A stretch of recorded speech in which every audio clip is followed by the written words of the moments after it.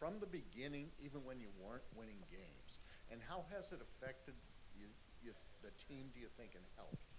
Yeah, it's just been an exciting year. Like you said, I've been coaching in this league a long time, and never has it been. We played in the championship against Phoenix when I was in Chicago, and the crowds were nice. But this was when we came to Dallas, the first preseason game. It was sold out. I think we moved the game time, if I can remember right, because of it. It's just incredible where we are right now, where the league is with the fan support, and it does make a huge difference. To have the fans, both home and away. You hear them on the road as well for us, and but they're that extra push sometimes, and especially they're yelling defense now a lot, which is really awesome. Go Maddie, then we go Christine. Lexi's having a fantastic season. Just what are some things that you've seen her do differently maybe this year to get her into some of these like all defense, maybe most improved conversations? Yeah, Lexi, she's just a worker. She shows up every day and does her job. Just a great professional. Didn't get the minutes early and just kept doing the work, kept putting in the work, and then it all paid off for her. I think she just got a lot of confidence, and that's all she needed was just hit a couple shots, get some confidence, and she's just been so consistent for us on both ends of the floor. Go Christine and Matt. Christy, when you go home after a game like the other night, and there's such a great team you're playing, obviously the atmosphere is terrific, and you're really so close, right? And Caitlin's trying the three that would have put you guys ahead with 1:17 left to go, and of course Aaliyah's shot at the end. Do you replay that? Are you thinking that when you're driving home? Are you kind of replaying it, or thinking about scenarios, or how close you were, or as a coach, having done this for years, you just kind of go, "That's it," and move on? Thanks. Yeah, I wish that was it. That one kept me up a lot. Just would have been a huge win for our team, something that we haven't done since 2010, which is beat everybody in the league. I just told our players, they had put themselves in a position, they deserve to win that game. That was kind of what I talked about before. They've put in the work and deserve to win that game and do that. Just a couple possessions here and there, just a couple defensive stops, just a couple, make a couple more free throws. That's how close we were, and that's what that's what was my post-game talk. And then yesterday, just like we have to keep building. Like we're so close. We have to keep just getting better. That's just what we've talked about all year. But yeah, that one was a tough one, and it really hurt the players as well. Just that they really wanted that one too. Go Matt and Tony. Yeah, hi Christy. Both times you played Dallas this year, high-scoring games. It's been a grind as it gets into the fourth quarter. So I guess what about this matchup makes it that way? Yeah, these guys can put the ball in the hole. They can score. They have so many weapons out there, offensively, as do we. So, we've just got to find a way to limit, Enrique and Sabali and their touches and their getting out and run in transition, and then their low posts, with Big T and Kalani down there. That's tough. So we've just got to make sure that we're able to, be locked in and focused on the schemes that we have for these guys and limit them to one shot. They're going to board the basketball with those bigs. We just got to make sure we're all five boxing out.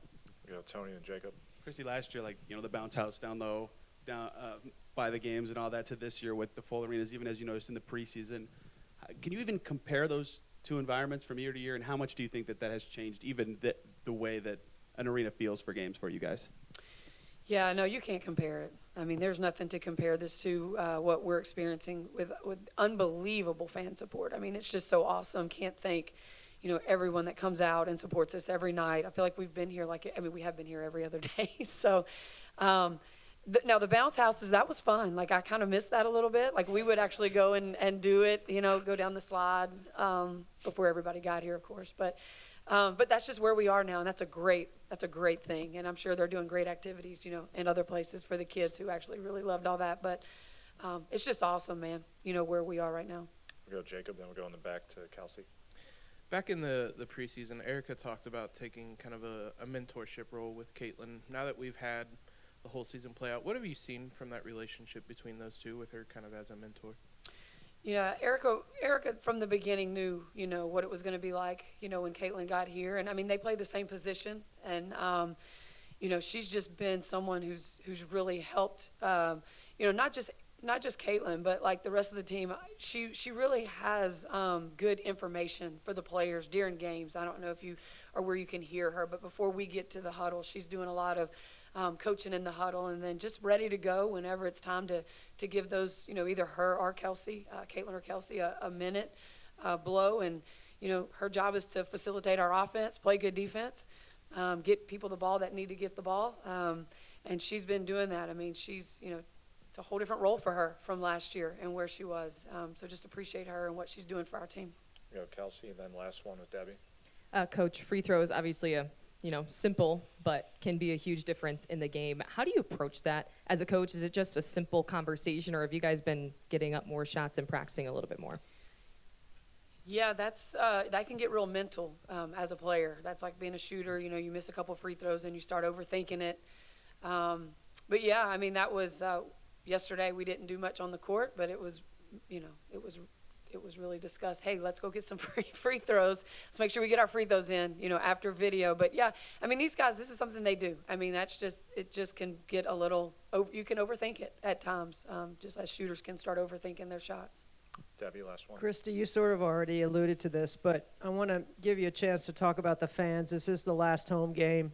It is pure happiness around the arena, whether it's coming out of the team store or walking around the pavilion and all the bouncy stuff out there. And I mean, the fever of whatever that thing is called out there, they're shooting hoops, and there's a DJ out there on the plaza. And I mean, it's just pure happiness around the arena.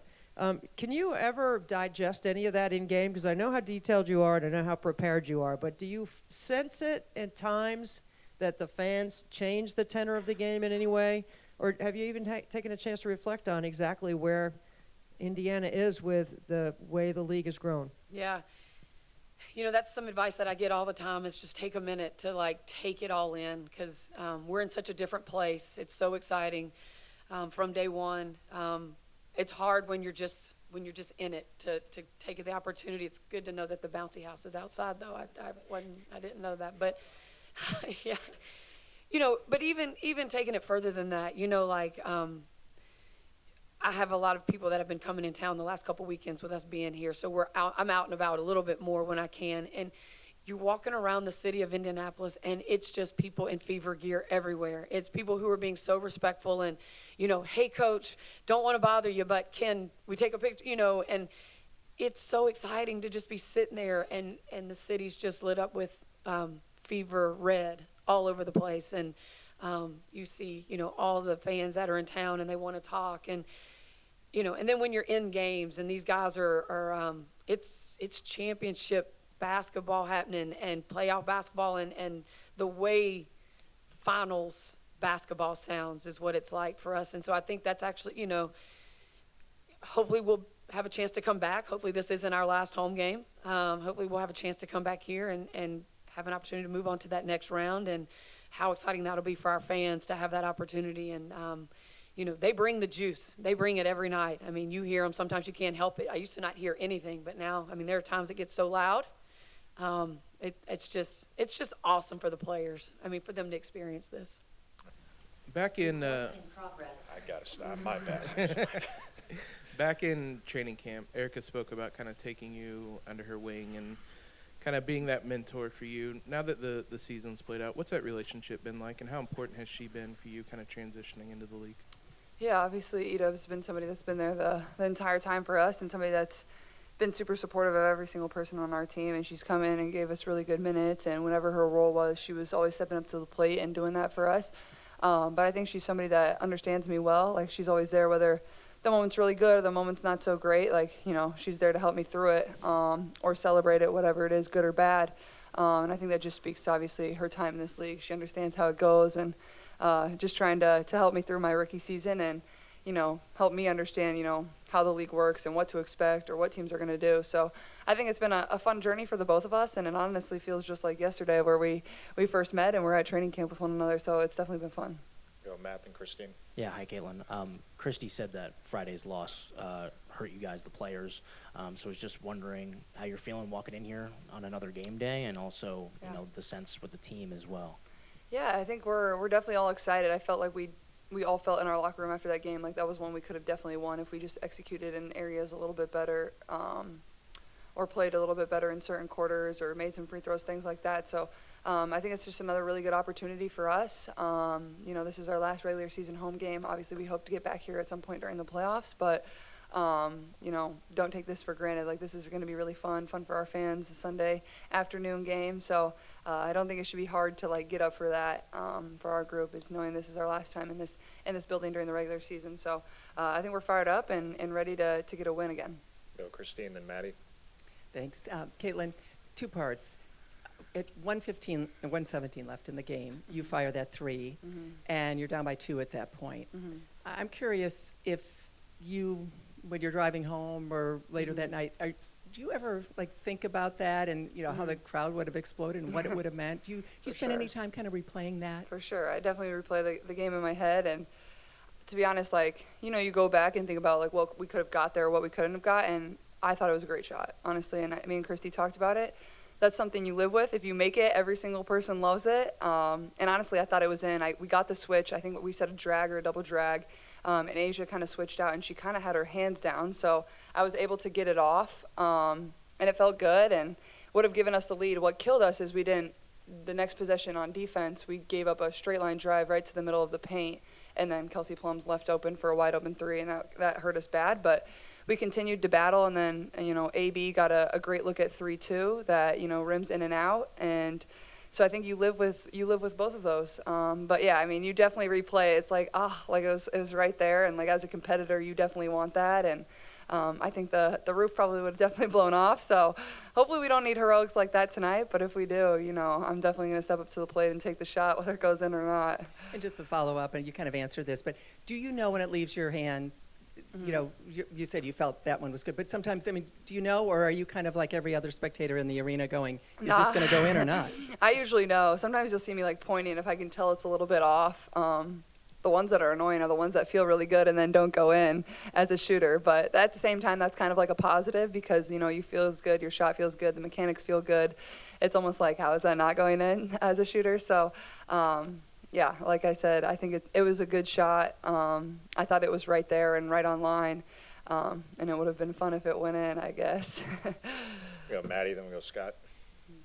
How do you think that like Lexi's emergence, especially over the second half of the season after the break, has impacted the team, maybe even like added another layer of confidence? Yeah, I'm really proud of Lex. I thought she was very resilient. Obviously, her role has changed a lot as we've gone through the course of the year. You know, so some games she didn't get in. Some games she played a couple minutes, and now she's in a starting role, and that's really hard to do, to stay resilient, to come in and work hard every single day, to believe in yourself, to still have confidence, to have confidence in the teammates and the position that you're being put in. But to see the way she's improved, obviously I wasn't on the team last year, but just her shooting over the course of the year, even, you know, since the Olympic break, she shot the ball incredibly well, and that has added a whole nother dynamic for our team and another thing that the other team has to scout for. So I'm really proud of her in that regard, and that's definitely hard to do considering she has the toughest matchup every single night, and she just makes so many plays that, you know, get us one more possession, or, you know, she gets her hand on a deflection here and there that, you know, can be a huge turn in a game for us. So she just works so hard. I'm super proud of her. I'm happy for her because, like I said, like, it was definitely a tough position to be in, and she just continued to put her head down and come to work every single day, and it certainly paid off. We go Lou first, then we'll go Scott. The other day, Christy was talking about how funny you were on the court in practice. Do you know what she's talking about? A and B, you got a joke for us? During that specific practice, that was funny. Yeah, that's what she was saying.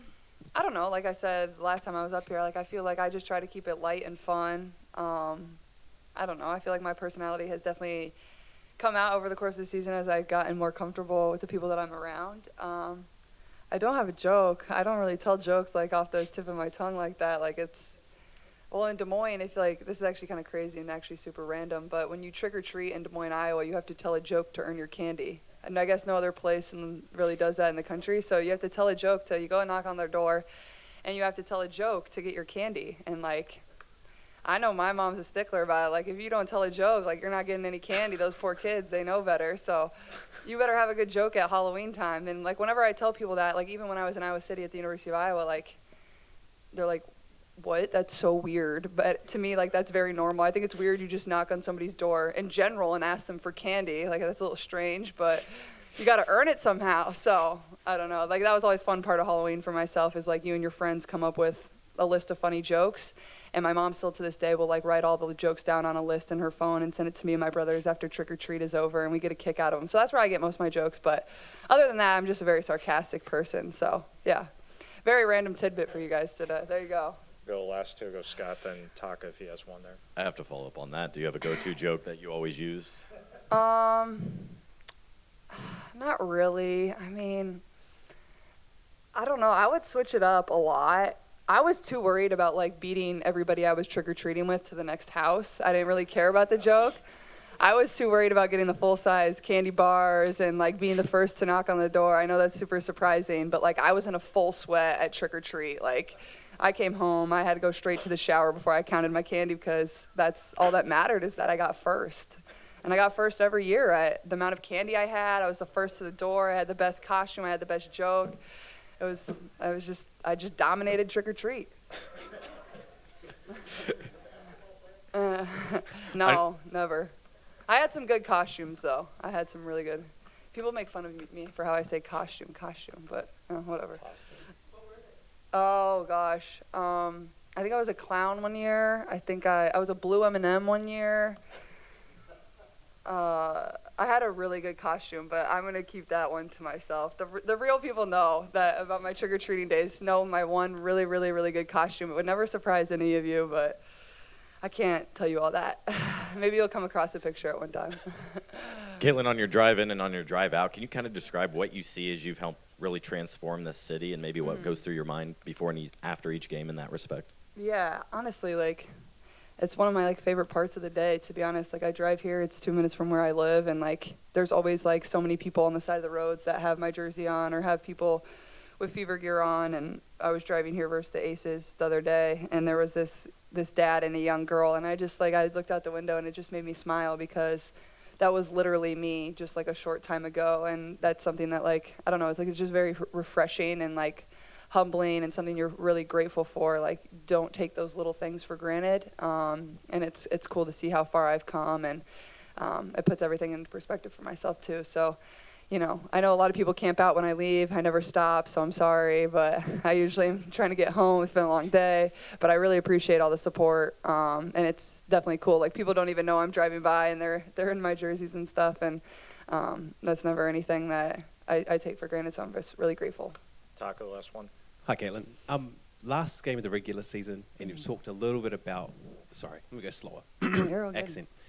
With your, like, just the growth, you talked about growing more comfortable being yourself. When you think about where you've come from that first game of the season to now, how, is there like a sense of pride for you in terms of, like, you're feeling more comfortable, you're able to be just, I don't know if you're able to be fully yourself now, or, yeah, just, how do you feel about that in yourself for your own growth? Yeah, I feel like there's definitely a sense of comfort. Like, when I first come into this league, it's like you're starting a new chapter of your life, and you feel like there's a lot still to prove. I still feel that obviously now, but, you never know how it's going to go coming into this league. Like, it's such a dominant league, and expectations are really high, and, I feel that too. And so I think it just took me a few seconds to get comfortable and to find my way and to find how I was going to be successful in this league. And I feel like I've done a good job of that over the course of the year. I feel like from game to game, I've continued to grow and continue to find myself.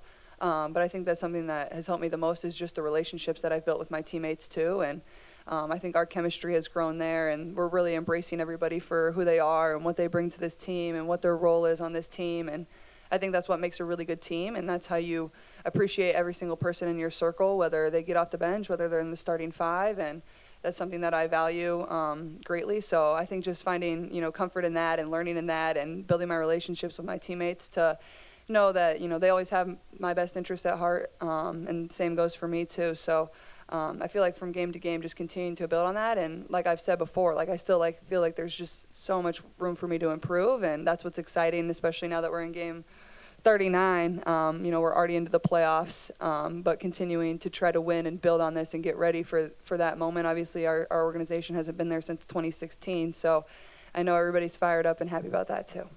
Halloween is a month and a half away. Ooh, I got to work on my Thank you. costume.